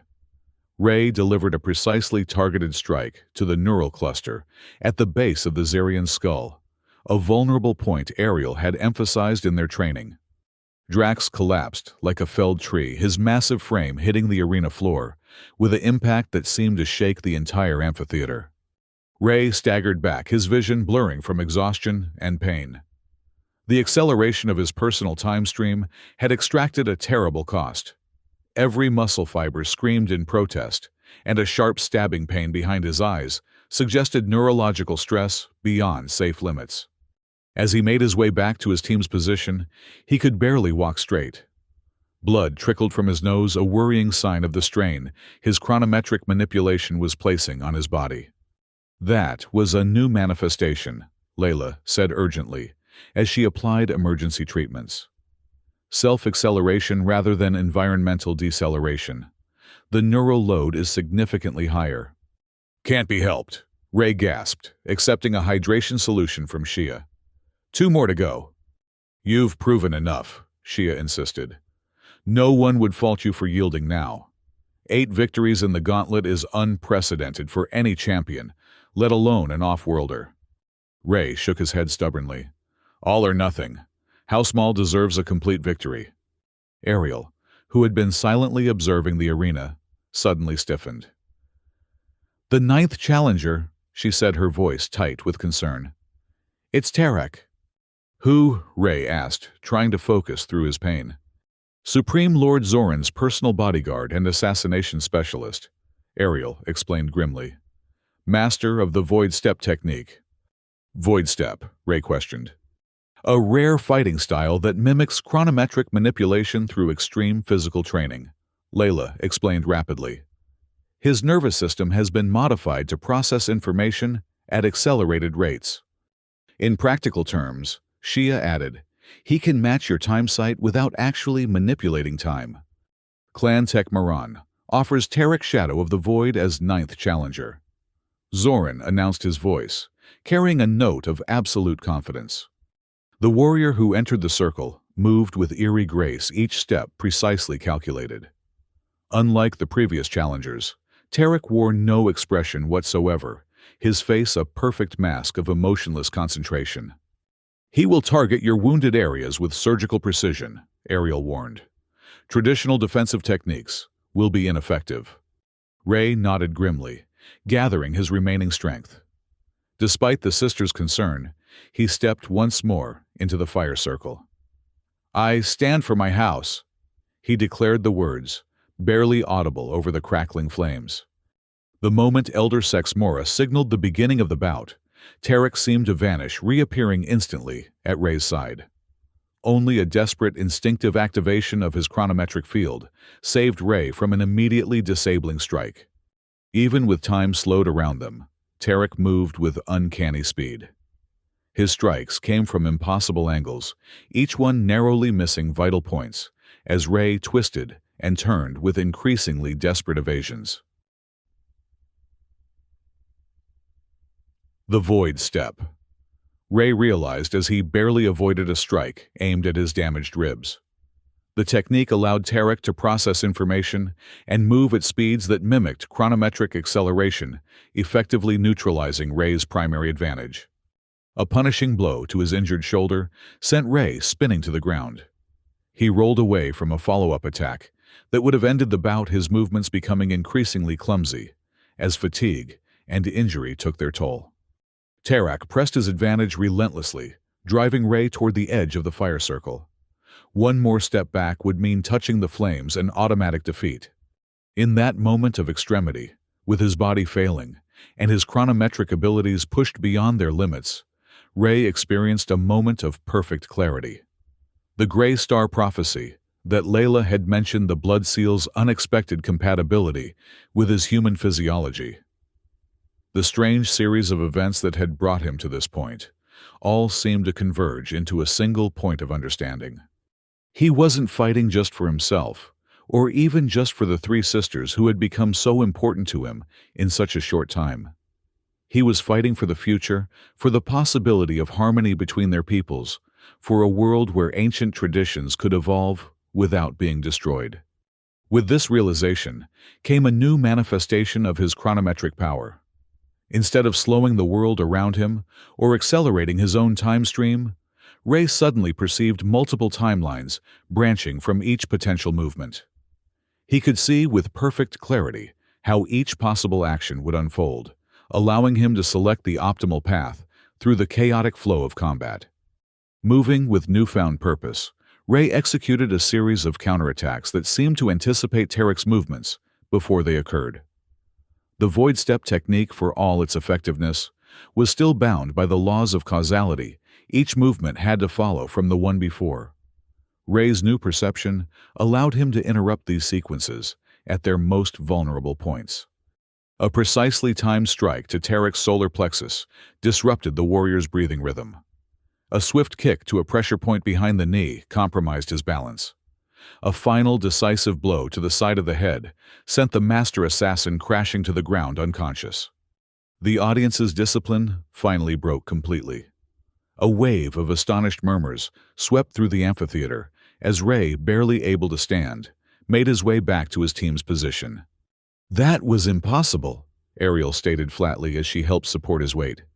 "You countered the Void Step perfectly." Timeline perception. Layla whispered, her eyes wide with amazement. The third and rarest form of chronometric manipulation. The record spoke of it as purely theoretical. One more. Ray gasped blood, now flowing freely from his nose and ears, signs of dangerous neural strain. Just one more challenge. Shia looked at him with open concern. Your body cannot withstand another bout, especially not against their final challenger. As if confirming her assessment, Supreme Lord Zoran stepped forward, his voice ringing with cruel satisfaction.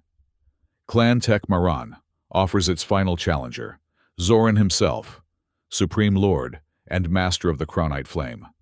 A collective gasp rippled through the audience. While technically permitted, it was extremely rare for the challenging Lord himself to enter the gauntlet. It spoke of either supreme confidence or desperate fear, perhaps both. He wears a chronite amplifier, Layla observed, pointing to an ornate device on Zoran's wrist. It will enhance his natural abilities beyond normal parameters. And nullify yours, Ariel added grimly. The amplifier creates a field that disrupts external chronometric manipulation. Ray struggled to process this information through his pain and exhaustion. So my abilities won't work against him. They will be severely compromised, Layla confirmed.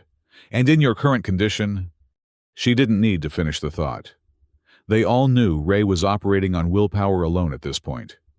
His body had been pushed far, beyond reasonable human endurance. Ray, Shia said softly, using his given name for the first time. There is no dishonor in yielding now. 9 victories in the gauntlet is unprecedented. The Council would surely recognize that as sufficient to maintain House Maul's standing. For a long moment, Ray considered her words. His vision was blurring around the edges. His breathing labored every movement, sending spikes of agony through his battered frame. By any rational assessment, continuing would be suicide. But as he looked at the 3 sisters, Ariel's fierce pride, Layla's brilliant mind, Shia's diplomatic grace, he knew he couldn't stop now.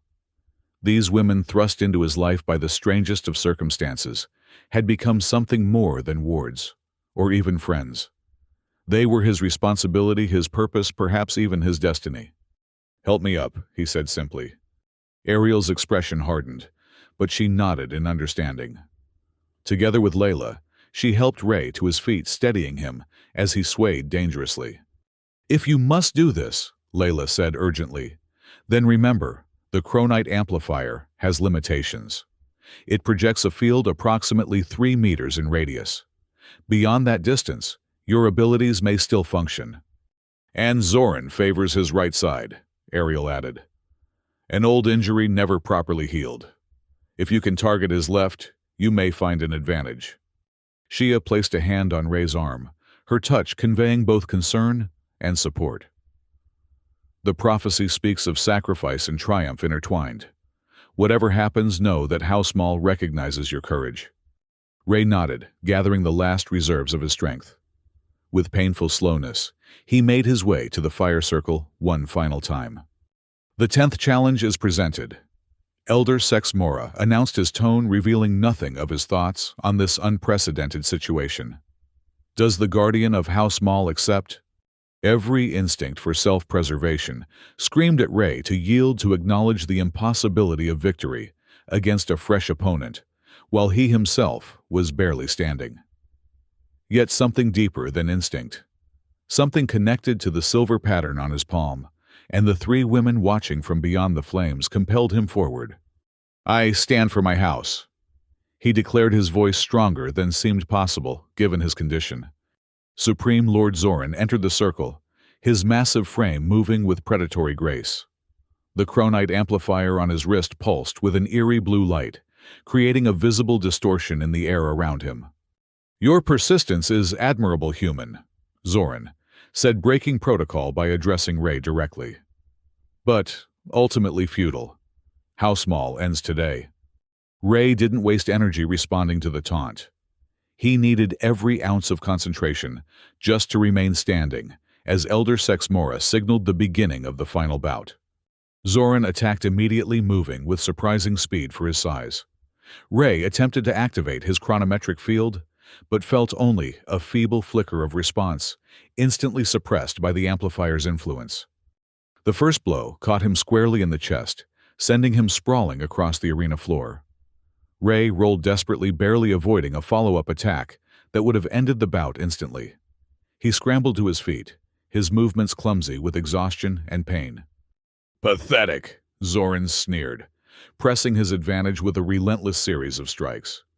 Ray focused entirely on defense, using every technique Ariel had taught him to avoid or deflect the worst of the assault. But it was a losing battle. His injuries and fatigue accumulated with each exchange, his responses becoming slower, his defenses more fragile. A vicious strike to his damaged ribs dropped Ray to one knee, wheezing in agony. Zoran circled him like a predator, toying with wounded prey. "Your Federation arrogance brought you to this moment," the Supreme Lord taunted. "Thinking a human could master Zarian ways, could wield the power of Chronite. Your failure was inevitable." Ray struggled to rise, but his body refused to obey. 9 grueling bouts had extracted a terrible toll, and now his reserves were completely depleted. Zoran raised his hand for a finishing blow. "How small dies with you, off-worlder." In that moment of extremity with defeat, seemingly certain, Ray experienced a strange sense of calm. The silver pattern on his palm began to glow with an intense light, sending tendrils of energy up his arm and throughout his body. The Chronite in his blood was responding not to his conscious command, but to something deeper, a resonance between his absolute commitment to his duty and the ancient power encoded in the blood seal. As Zoran's attack descended, a ripple of silver fire erupted from Ray's palm, spreading outward in a shockwave that disrupted the Chronite amplifier's field. In the momentary gap of protection, Ray's chronometric perception exploded into full awareness, time slowing to a crawl around him. With perfect clarity, he saw the flaw in Zoran's stance, the slight favoring of his right side that Ariel had mentioned. Drawing on his last reserves of strength, Ray launched himself forward, targeting that weakness with surgical precision. His strike connected with devastating effect, sending Zoran staggering backward in shock. The Supreme Lord recovered quickly, but the damage to his confidence was done. For the first time, uncertainty flickered in his eyes. Ray pressed his unexpected advantage, maintaining close quarters to prevent Zoran from utilizing his superior reach. The silver fire continued to spread across Ray's body, seeming to counteract the effects of his injuries and fatigue. Zoran's amplifier sputtered and sparked as it struggled to reassert control over the local time stream.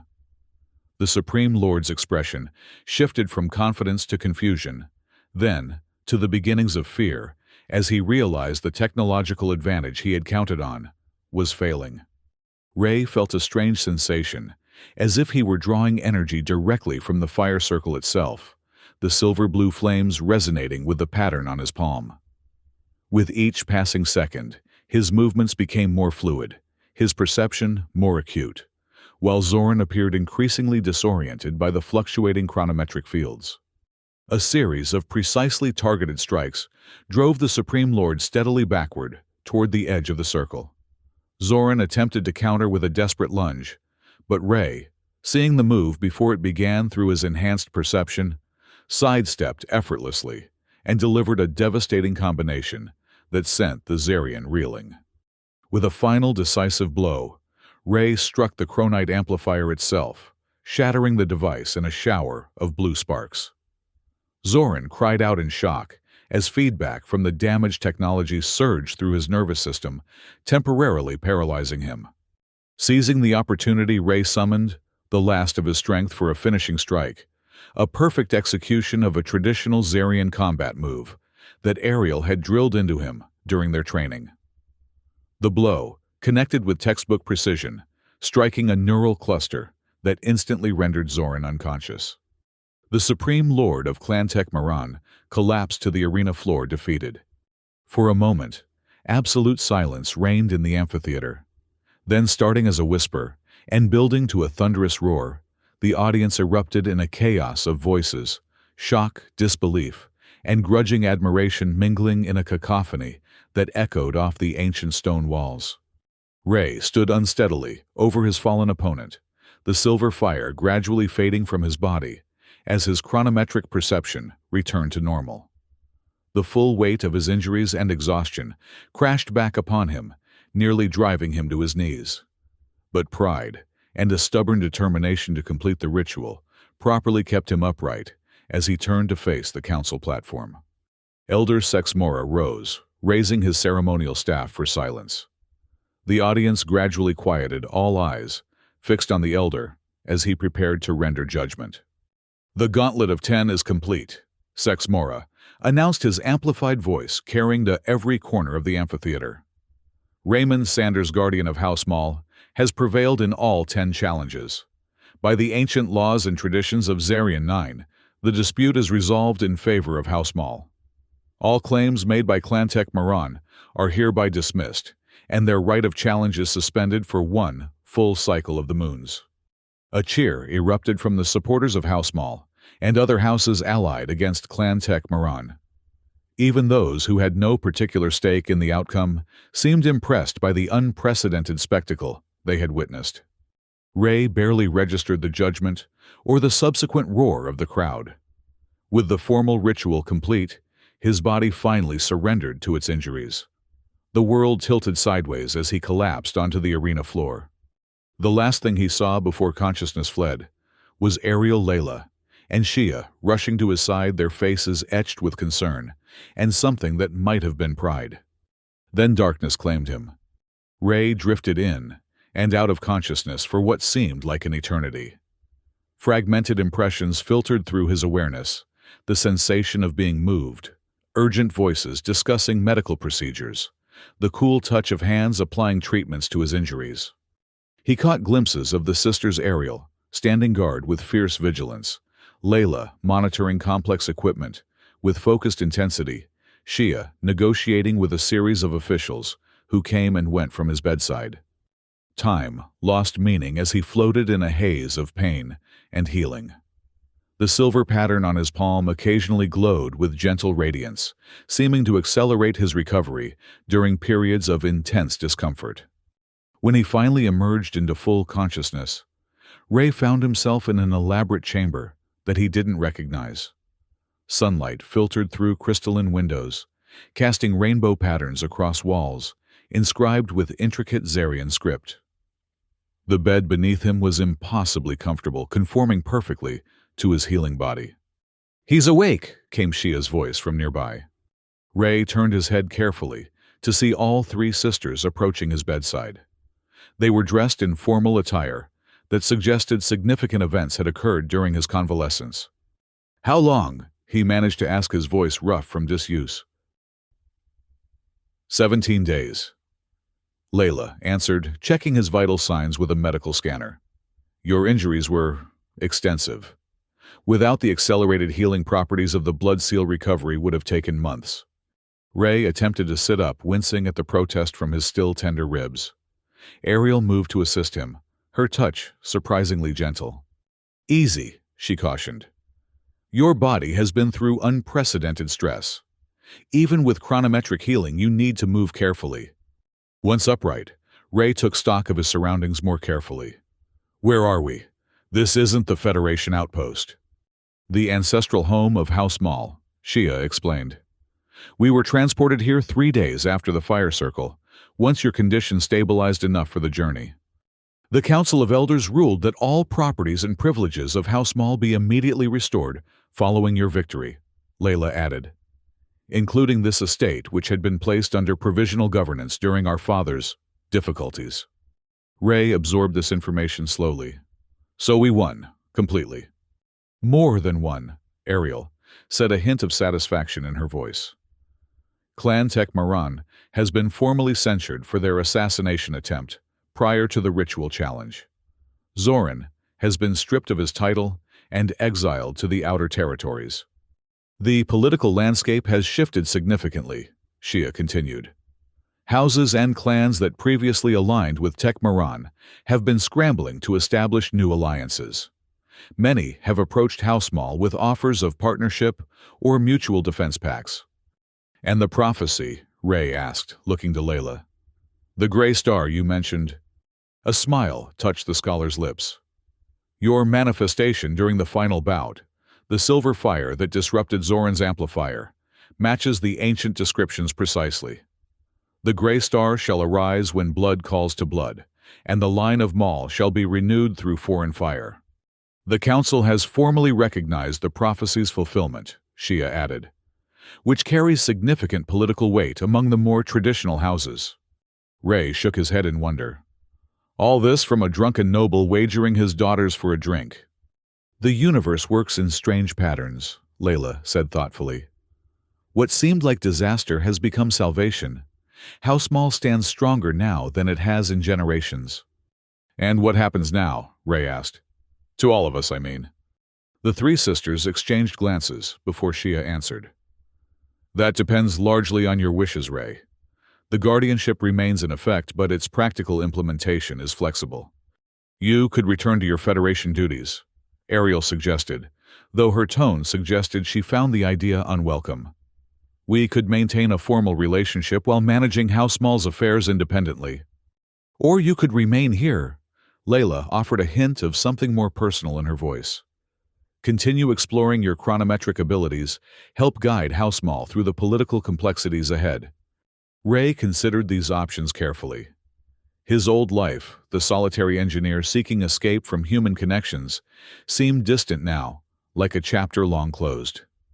These past weeks, despite their chaos and danger, had given him something he hadn't realized he was missing: purpose, belonging, even family of a sort.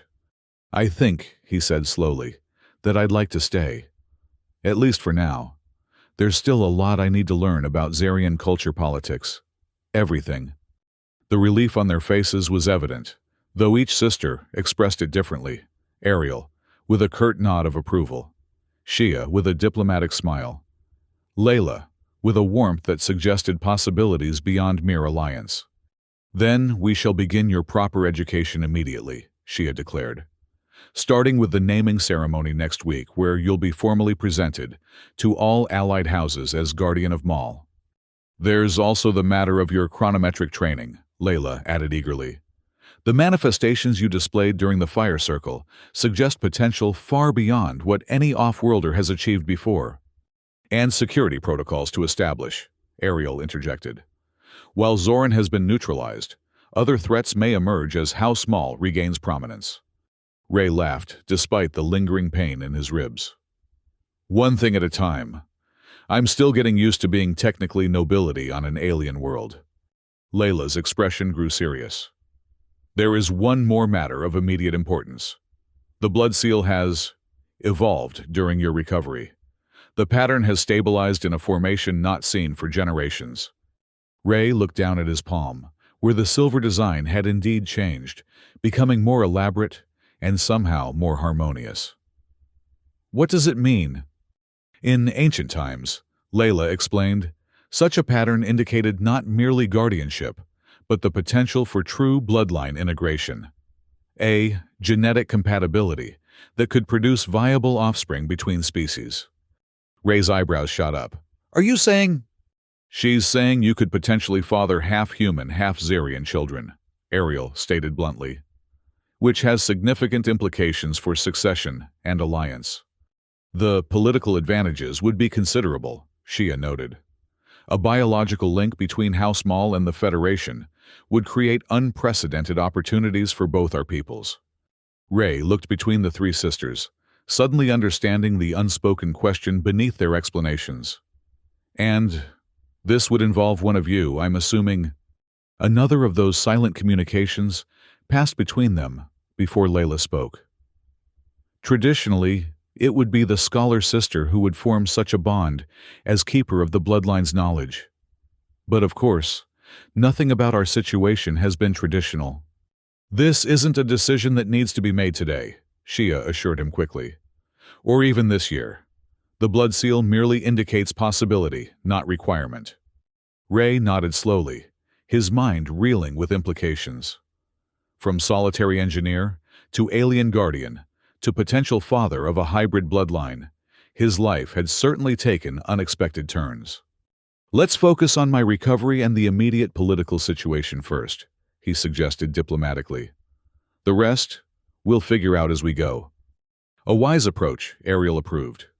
As the conversation turned to more immediate matters, The details of the naming ceremony, the messages of congratulation that had poured in from allies, the petitions already arriving from houses seeking alliance.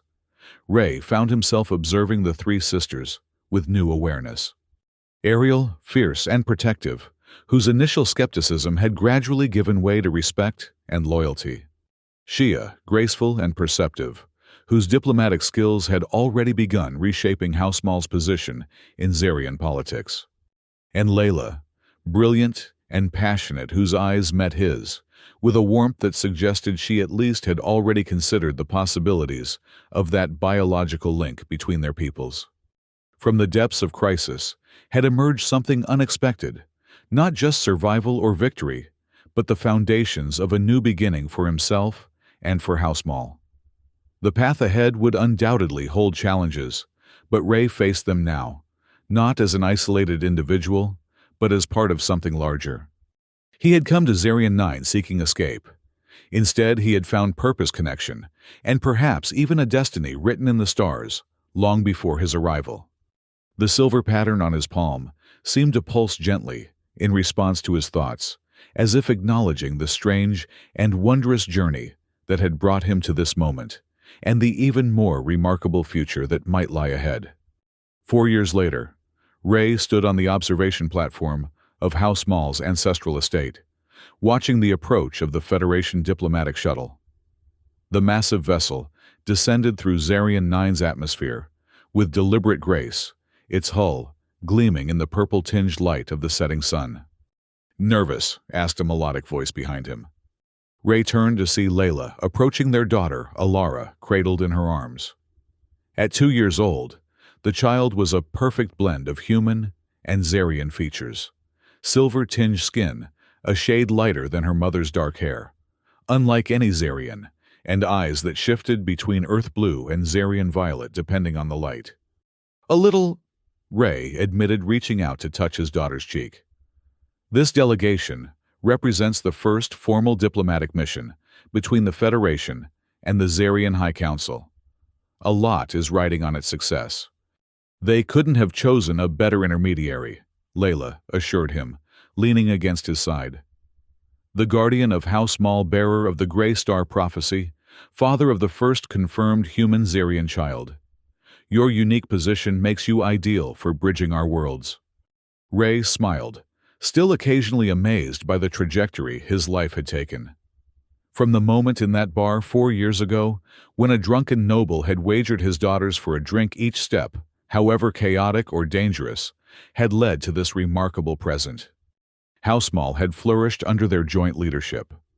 Ray's technical expertise, combined with the sisters' knowledge of Zarian culture and politics, had transformed their holdings from a declining noble house to a center of innovation and influence. Ariel had rebuilt and modernized House Maul's security forces, incorporating Federation defensive technologies with traditional Zarian combat techniques. She now commanded respect across the planet as both a military strategist and a voice for progressive reform within the ancient houses. Shia had excelled in her diplomatic role, establishing a network of alliances that strengthened House Maul's position, while promoting greater cooperation between previously hostile factions. Her efforts had been instrumental in convincing the High Council to formally request diplomatic relations with the Federation. And Layla, brilliant, compassionate, Layla had become Ray's partner in every sense. Their initial connection, based on shared intellectual curiosity and mutual respect, had deepened into something neither had anticipated when their paths first crossed. The birth of Alara 2 years ago had sealed their bond and fulfilled the ancient prophecy in ways that still reverberated through Zarian society. "The Three Moons prophecy speaks of this moment," Layla reminded him, shifting Alara to her other arm. "The Grey Star's child shall open the path between worlds, bringing ancient wisdom to new shores and new knowledge to old roots." Ray nodded, placing his arm around her shoulders. "I still find it hard to believe that drunken gambling led to interplanetary diplomacy. The universe has a strange sense of humor," Layla agreed with a smile, "but also a certain elegance of design. Perhaps we were always meant to find each other across the stars." The shuttle completed its landing sequence, settling onto the ceremonial platform, with a soft hiss of equalizing pressure. As the boarding ramp extended, Ray squared his shoulders and prepared to greet the Federation representatives who would help shape the future relationship between their peoples. Ariel and Shia joined them on the observation platform, taking their positions for the formal welcome. Despite the years that had passed, the three sisters still moved with that uncanny coordination that had first impressed Ray during their escape from the raiders. "House Small stands ready." Ariel reported every inch the security chief in her formal attire. "All diplomatic protocols are in place," Shia added. "The High Council representatives will join us for the evening banquet." Ray nodded, feeling a surge of pride in what they had built together. From the most inauspicious beginning, a drunken noble, a reluctant engineer, and a bizarre guardianship contract had emerged something truly remarkable. A family, a revitalized house, and now perhaps a bridge between civilizations. As the Federation diplomats began to disembark, Ray felt Alara's small hand reach out to grasp his finger. Their child represented everything that was possible when different worlds came together. The silver pattern on his palm, now permanently integrated with his being, seemed to glow with quiet satisfaction. The blood seal of House Maul had found its true purpose, not in preserving rigid tradition, but in forging new connections across the vast divide of stars. Whatever challenges lay ahead, Ray knew they would face them together. The engineer who had sought solitude and found family, the three sisters who had been abandoned and found strength, and the child who embodied the promise of a shared future.